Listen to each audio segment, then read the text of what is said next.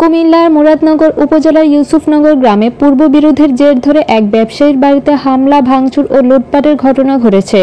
হামলায় নারীসহ অন্তত ৫ জন আহত হয়েছে। এই ঘটনায় ব্যবসায়ী নিজামুদ্দিন বাদী হয়ে মুরাদনগর থানায় একটি অভিযোগ দায়ের করেছেন। এদিকে হামলার একটি সিসি ফুটেজ ভাইরাল হয়েছে। ওই ভিডিওতে হামলার ঘটনা স্পষ্ট দেখা যায়।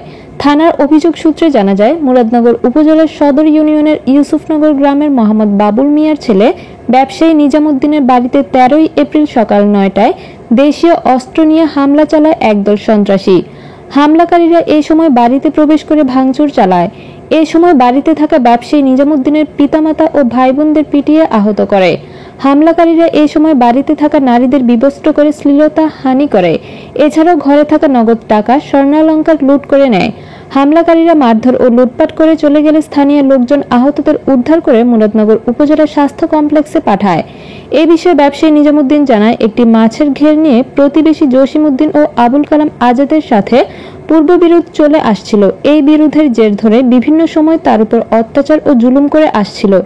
এরই প্রেক্ষিতে সোমবার সকালে দলবল নিয়ে জসিমউদ্দিন ও আবুল কালাম আজাদ তার বাড়িতে হামলা চালায়। এছাড়াও হামলাকারীরা তাকে বিভিন্নভাবে হুমকি ধমকি দিয়ে আসছে বলে তিনি জানান। এ বিষয়ে তিনি প্রশাসনের হস্তক্ষেপ কামনা করেন।